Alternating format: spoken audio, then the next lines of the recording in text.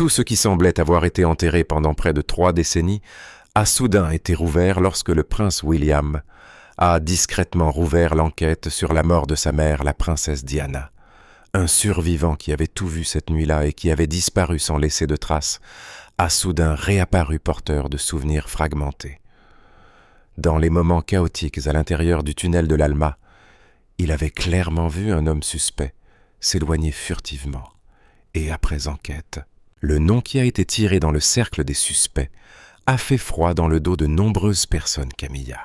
Pendant que William suivait silencieusement les pièces oubliées du puzzle, un vieux journaliste des photographies inédites et un garde du corps qui avait autrefois servi dans l'ombre ont progressivement émergé. Mais plus ils approchaient de la vérité, plus les traces étaient effacées de manière suspecte. Des appels téléphoniques qui restaient sans réponse, des dossiers qui disparaissaient, et un passé qui semblait depuis longtemps enterré, ont commencé à refaire surface au cœur de la famille royale, étroitement gardée et régie par des règles strictes. Était-ce simplement une chaîne de coïncidences tragiques, ou une histoire que quelqu'un avait délibérément tenté de dissimuler pendant de nombreuses années?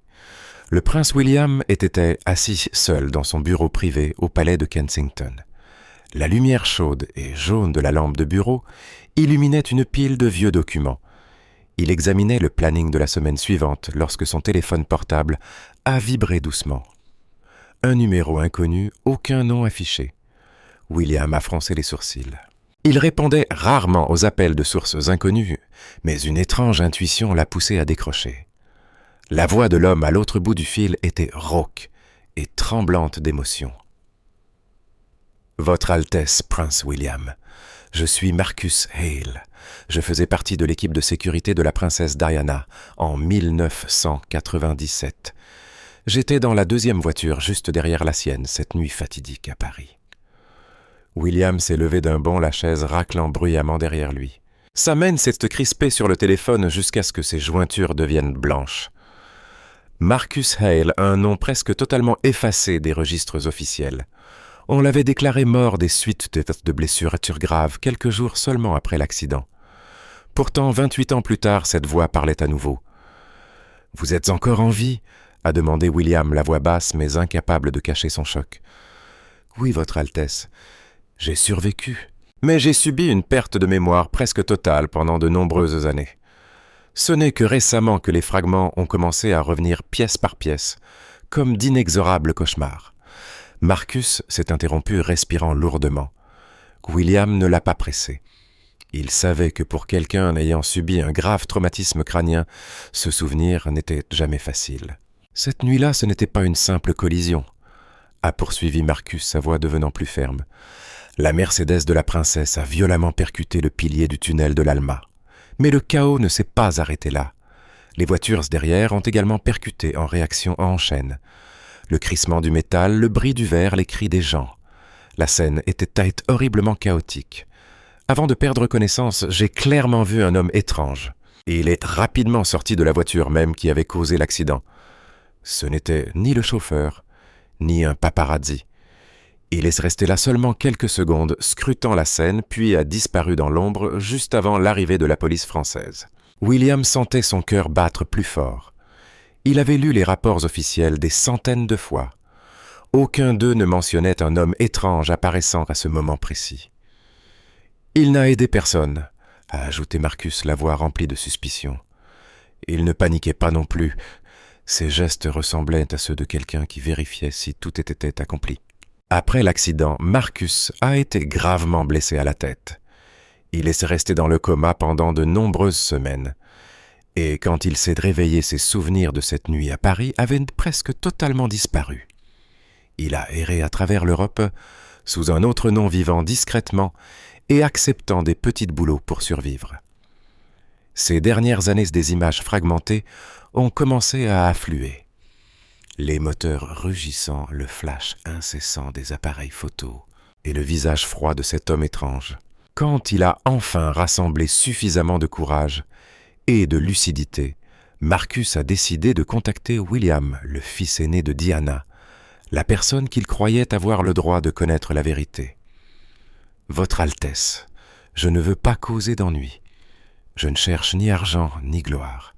Je veux simplement dire ce que j'ai vu parce que la princesse mérite la vérité. » William est resté silencieux longtemps près de la fenêtre.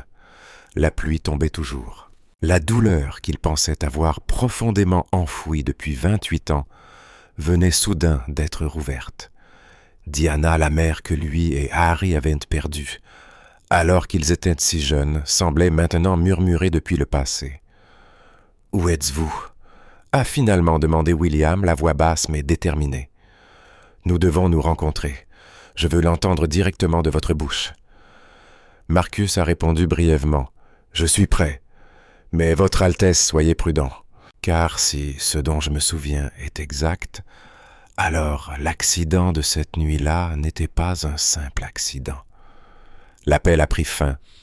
William a posé le téléphone sur le bureau. Sa main tremblait encore légèrement.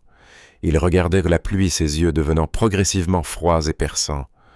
William a reposé le téléphone, mais son esprit ne trouvait pas le repos.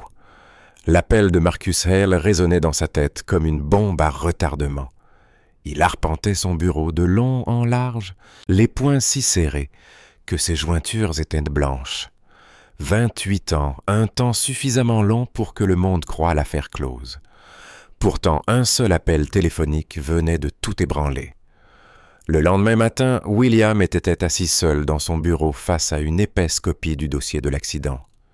Il l'avait lu des centaines de fois, mais cette fois, il le lisait avec des yeux complètement différents, les yeux d'un fils, à la recherche de la vérité, sur la mort de sa mère. Au début, William a essayé de rester prudent. Il se disait que Marcus n'était peut-être qu'un homme ayant subi un traumatisme cérébral, dont les souvenirs avaient été déformés avec le temps. De nombreux témoins avaient donné des témoignages étranges après de graves blessures. Mais plus il y pensait, plus il ne pouvait ignorer ce détail clé, l'homme étrange qui était apparu juste sur les lieux sortant de la voiture, qui avait causé l'accident puis disparaissant avant l'arrivée de la police. « Ni le chauffeur, ni un paparazzi », murmura William. Ce détail ne correspondait absolument pas au rapport officiel. Il feuilletait les vieux documents, les photos de la scène, les rapports d'expertise et les déclarations du chauffeur et des gardes du corps. Plus il lisait, plus il remarquait des irrégularités qu'il avait auparavant jugées raisonnablement expliquées.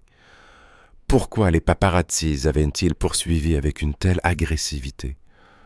Normalement, ils se contentaient de suivre et de photographier à distance. Cette nuit-là, ils avaient foncé comme lors d'une véritable chasse.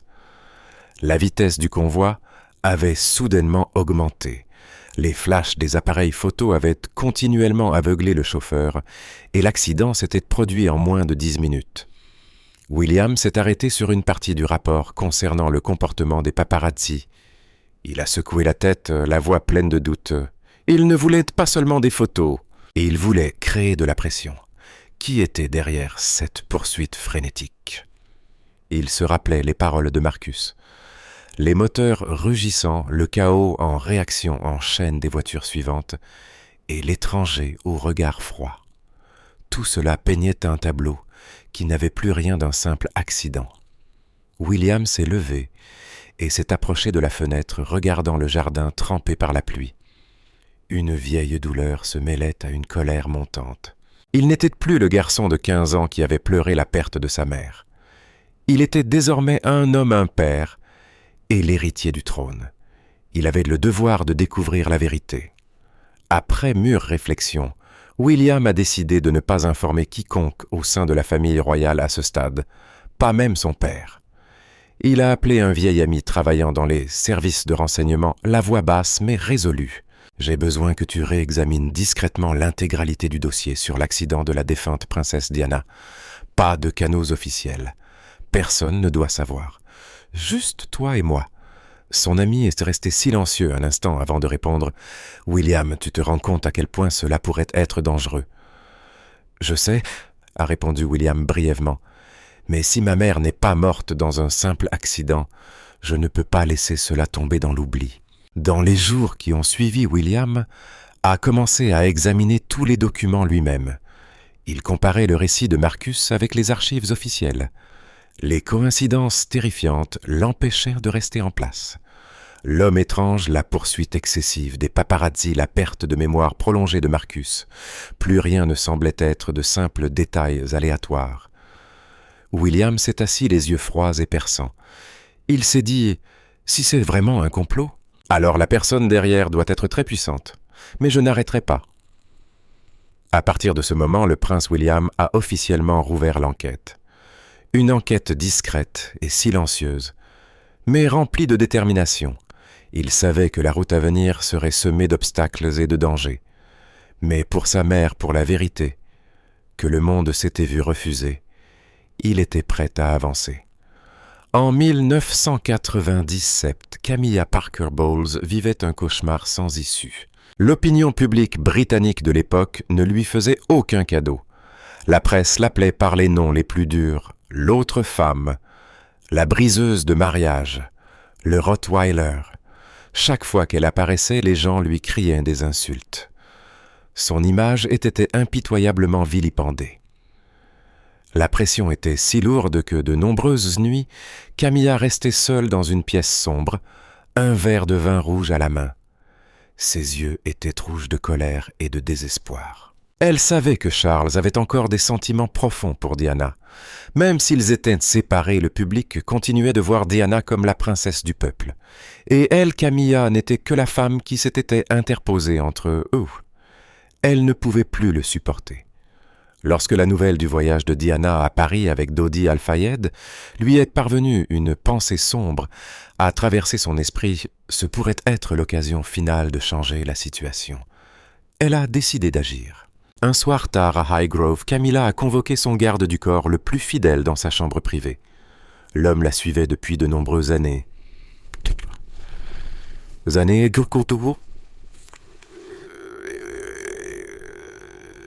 Lui était absolument loyal. La pièce n'était éclairée que par une lampe de bureau tamisée. Camilla était assise derrière son bureau, la voix froide et décisive. « J'ai besoin que tu fasses quelque chose. Diana va bientôt se rendre à Paris. Engage un groupe de paparazzi français pour la suivre. Ils n'ont pas besoin d'être trop discrets. Je veux que les photos les plus compromettantes possibles. Des photos la montrant en train de sortir avec quelqu'un, de s'amuser et d'oublier l'image de l'épouse abandonnée. Fais en sorte que le public se retourne contre elle. C'est tout. » Le garde du corps est resté silencieux un instant, puis a hoché la tête. « Compris, madame.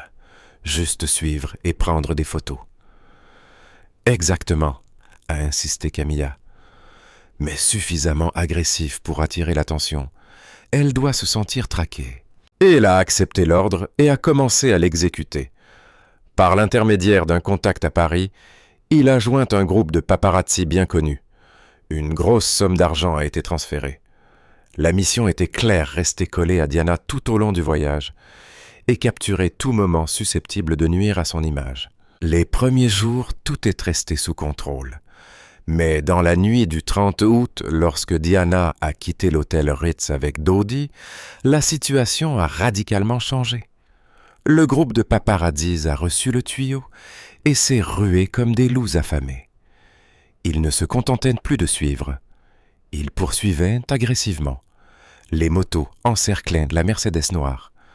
Le garde du corps était assis tendu à leur côté. Les flashs des appareils photo explosaient continuellement, braquaient directement sur le visage du chauffeur. Les klaxons hurlaient. La vitesse a augmenté brutalement dans les rues nocturnes de Paris. En moins de 10 minutes, la tragédie a frappé. La Mercedes lancée à grande vitesse a perdu le contrôle et a percuté de plein fouet le pilier du tunnel de l'Alma. Le choc horrible a résonné dans la nuit. Le garde du corps de Camilla, assis dans l'une des voitures des paparazzis, n'a heureusement pas été gravement blessé. Il a tout vu, la fumée s'élevant du métal tordu, le verre brisé et les cris paniqués. Il est rapidement sorti du véhicule, a scruté les alentours et a disparu dans l'ombre. Immédiatement après, il a appelé Camilla sur une ligne privée. Sa voix était urgente. « Madame Camilla, l'accident est arrivé. C'est très grave. » Camilla est restée silencieuse longtemps à l'autre bout du fil. Quand elle a parlé, sa voix tremblait légèrement, mais elle a essayé de rester calme. Quitte immédiatement les lieux. Ne laisse personne te voir. Puis disparaît pendant un moment. Je m'occupe du reste. Le lendemain matin, lorsque la nouvelle de la mort de Diana s'est répandue dans le monde entier, Camilla a réalisé qu'elle avait déclenché une tragédie qui ne pouvait plus être arrêtée. Elle était vraiment paniquée. Pour se protéger, elle a ordonné aux gardes du corps de quitter immédiatement la Grande-Bretagne, de changer d'identité, de couper tout contact officiel et de ne jamais revenir. Le garde du corps loyal a accepté. Il a disparu de Grande-Bretagne quelques jours plus tard, emportant avec lui le sombre secret que Camilla croyait enterré pour toujours. Mais 28 ans plus tard, ce secret a commencé à renaître de ses cendres. Après la rencontre secrète avec Marcus Hale William, n'avait plus de retour en arrière possible. Le témoignage de l'homme qui avait perdu la mémoire avait ouvert une piste claire. Il a décidé de pousser l'enquête plus loin, tout en la gardant totalement discrète. Personne dans la famille royale, sauf lui, n'était au courant. William a commencé par contacter James Whittaker, un journaliste vétéran, qui avait autrefois été ostracisé par le palais pour avoir publiquement remis en question l'idée que Diana avait été assassinée. Whittaker avait désormais la soixantaine et vivait reclus dans une petite maison en périphérie de Londres. La rencontre a eu lieu un après-midi pluvieux. Lorsque William est entré, Whittaker l'a regardé avec des yeux fatigués mais perçants sans surprise. « Je savais que tu viendrais me voir tôt ou tard. Je ne m'attendais simplement pas à attendre près de 30 ans. » Ils se sont assis face à face. William est allé droit au but. « Vous avez dit un jour que l'accident comportait de nombreux points suspects. J'ai besoin de savoir ce que vous avez découvert. » Whittaker a soupiré, s'est levé et a sorti une vieille enveloppe de son coffre. Il en a tiré une photographie en noir et blanc et l'a posée sur la table devant William. J'ai pris cette photo seulement quelques heures après l'accident. Un homme étrange se tenait près de la voiture accidentée. Ce n'était ni un secouriste, ni un policier, ni un journaliste. Il est apparu trop rapidement et a disparu trop proprement. Je ne l'ai jamais publié parce que je manquais de preuves concrètes, seulement cette photo. William a pris la photo et l'a examinée attentivement. Bien que le visage de l'homme soit flou, il était suffisamment net pour qu'il le reconnaisse. Son cœur s'est mis à battre fort. Il avait déjà vu ce visage dans d'anciens documents liés au bureau de Camilla dans les années 1990. « Il travaillait pour Camilla », a dit William à voix basse, la voix remplie de suspicion. « Son nom est Richard Langford. » Whittaker a hoché la tête. « C'est exact. J'ai enquêté jusque-là aussi. Mais ensuite, toutes les pistes ont été coupées. Il a disparu sans laisser de traces. » À partir de ce moment, William a su qu'il tenait un fil important. Il a demandé secrètement à un contact de confiance dans les services de renseignement de retrouver Richard Langford. Après près de 3 semaines de persévérance, ils ont découvert qu'il vivait sous un autre nom, dans un petit village de la campagne écossaise, à des centaines de kilomètres de Londres. William a décidé de l'approcher personnellement. Un soir froid, il est arrivé à la vieille maison de Langford. Sans escorte, sans avertissement. Juste lui et le vieil homme aux cheveux blancs qui se tenait à la porte avec une expression méfiante. William n'a pas perdu de temps. « Vous étiez près des lieux cette nuit-là. Vous travailliez pour Camilla. Je veux entendre la vérité de votre propre bouche. » Langford s'est resté silencieux très longtemps. Son visage trahissait l'épuisement et le tourment d'un homme qui portait un secret depuis près de 3 décennies. Enfin, il s'est assis et a dit d'une voix lasse « J'ai été tourmenté trop longtemps. Je ne faisais que suivre les ordres. La reine Camilla m'a convoqué et m'a dit clairement « Suis Diana à Paris. Engage des paparazzi pour prendre des photos compromettantes. Fais en sorte qu'elle perde la faveur du public. » J'ai contacté le groupe de paparazzis français, transféré l'argent et surveillé de loin, mais tout a rapidement échappé à tout contrôle. Ils ont poursuivi la voiture comme des fous. La vitesse était trop élevée. L'accident est arrivé en seulement 10 minutes. Mais j'ai réussi à m'échapper. Il s'est interrompu, regardant le sol. « J'ai fait mon rapport à Camilla. Elle a paniqué et m'a ordonné de disparaître immédiatement, de changer d'identité, de quitter la Grande-Bretagne et de ne plus jamais la contacter. » William a serré les poings. Il a demandé plus loin. « Avez-vous des preuves ?»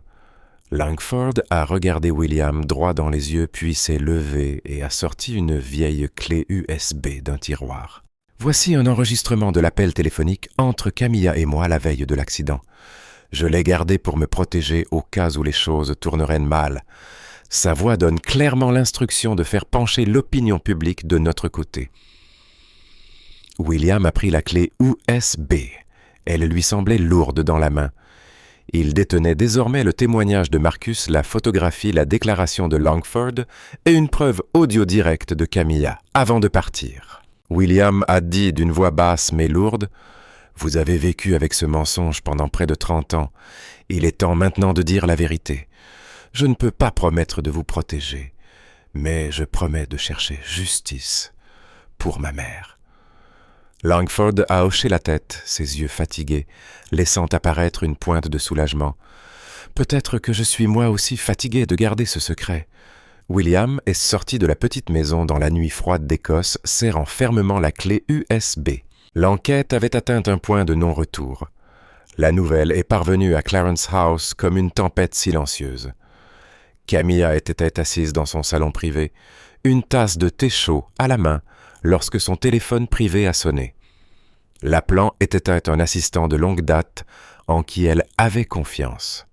Sa voix était urgente et légèrement tremblante. « Madame, nous avons un grave problème. Le prince William réenquête sur l'accident de la princesse Diana. Il a contacté Marcus Hale. Il semble avoir découvert quelque chose. » La tasse de thé a failli glisser des mains de Camilla. Son visage s'est devenu livide en un instant. Elle a essayé de garder une voix calme, mais on sentait la panique monter. « Assurez-vous que William ne trouve rien. » Camilla a reposé le téléphone, les mains tremblantes. Elle s'est levée et a fait les 100 pas rapidement dans la grande pièce. La position de reine qu'elle avait mis tant d'années à obtenir vacillait maintenant violemment. Si la vérité éclatait, non seulement sa réputation serait détruite, mais l'image de toute la famille royale serait impitoyablement écrasée. Elle a immédiatement appelé Richard Langford sur une ligne privée. Personne n'a répondu. Elle a essayé une deuxième fois, puis une troisième. Toujours rien. Langford avait disparu. Cette fois, il ne lui obéissait plus. « Bon sang !» a sifflé Camilla entre ses dents, la voix remplie de rage et de peur. Elle savait qu'elle n'avait plus beaucoup de temps. Camilla a immédiatement agi. Elle a convoqué ses assistants et avocates les plus fidèles pour une réunion secrète à minuit. Pas de notes, pas d'enregistrement, seulement des paroles. « Effacez tout !» a-t-elle ordonné la voix glaciale. Anciens messages, emails, carnets, même les notes manuscrites. Tout ce qui est lié à Paris en 1997 doit disparaître. Dans les jours suivants, Clarence House est devenu inhabituellement tendu. Camilla passait des heures devant l'ordinateur à supprimer personnellement l'historique des communications. Elle exigeait des changements de mots de passe, la suppression des données liées au voyage de Diana en 1997 et a même engagé un expert technique de confiance pour un nettoyage plus profond. Chaque fois qu'elle appuyait sur « supprimer », son cœur se serrait. Mais elle savait que l'effacement des traces ne suffisait pas. Camilla a commencé à élaborer un plan de défense de secours. Elle a appelé son avocat et lui a dit clairement « Si tout éclate, nous mettrons toute la faute sur Richard Langford. Il a agi de son propre chef. Il était trop loyal, trop zélé, et a engagé les paparazzis sans ma permission. Je n'ai jamais ordonné de faire du mal à Diana. Ce n'était qu'un regrettable malentendu. » L'avocat a hoché la tête, mais tous deux savaient que cet argument était très faible, surtout avec l'enregistrement qui existait encore. Camilla ne pouvait pas y accéder. Cet enregistrement était la lame la plus tranchante, suspendue au-dessus de sa tête. Tard dans la nuit, Camilla était assise seule dans sa chambre, fixant l'obscurité dehors. Elle se parlait à elle-même, la voix pleine d'amertume. Je voulais seulement protéger ma position. Je ne voulais pas qu'elle meure. Mais même elle comprenait que peu importe comment elle se justifiait que la chaîne d'événements qu'elle avait déclenchée avait directement mené à la tragédie de la nuit du 30 et un août 1997. Plus elle essayait d'effacer ses traces, plus les failles devenaient évidentes. Plus elle tentait de dissimuler, plus elle sentait que tout lui échappait. Camilla serrait fermement l'accoudoir, ses yeux montrant un mélange de peur et de détermination désespérée. Elle savait que William n'arrêterait pas. Et si elle ne gérait pas cela avec soin, cette tempête emporterait tout ce qu'elle avait construit pendant près de 3 décennies. Elle murmura dans l'obscurité. « Je ne peux pas laisser cela s'effondrer. » Mais au fond de son cœur, Camilla comprenait que cette fois, elle n'avait peut-être plus aucun moyen d'échapper à son passé. Le soir suivant, le palais de Buckingham était plongé dans une atmosphère d'une lourdeur sans précédent. Le roi Charles a convoqué une réunion interne d'urgence. Pas de secrétaire, pas de conseiller, pas d'extérieur. Seulement 3 personnes, Charles William et Camilla. La petite salle de réunion était éclairée par des lampes jaunes chaleureuses, mais l'air était froid. Charles était assis en bout de table, paraissant plus fatigué et vieilli que jamais. William était assis face à son père, le dos droit, le regard résolu.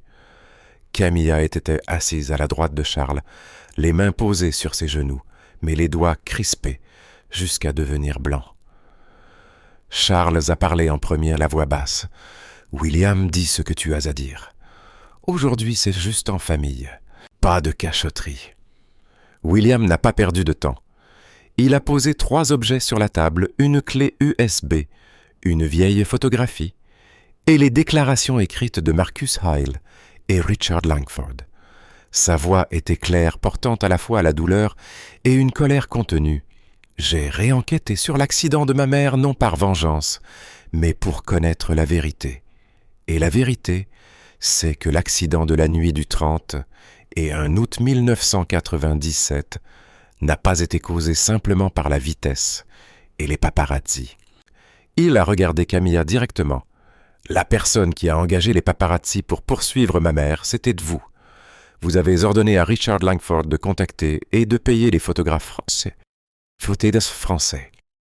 La poursuite a échappé à tout contrôle et a directement conduit à l'accident fatal. »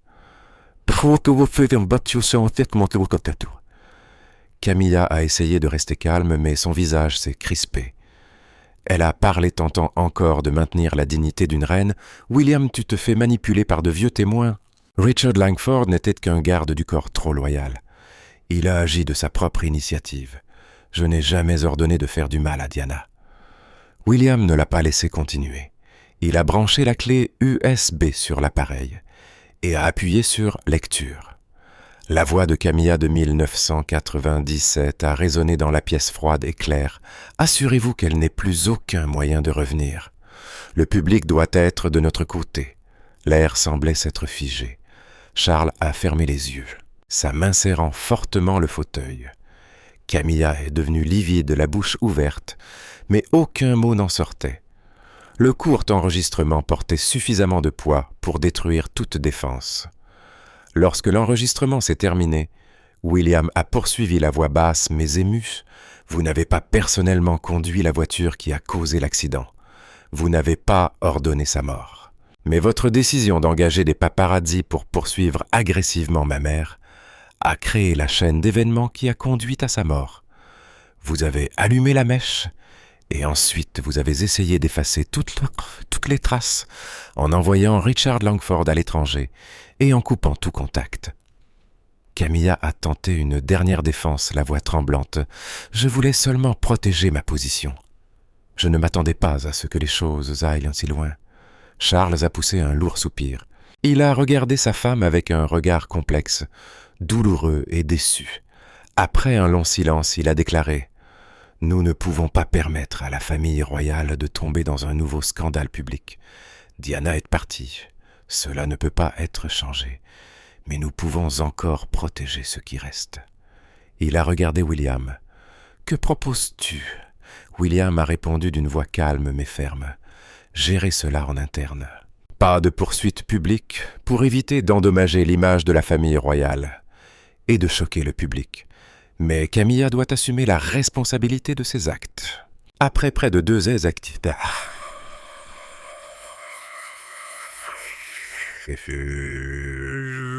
de discussions tendues, la décision finale a été prise. Camilla serait déchue de son titre de reine.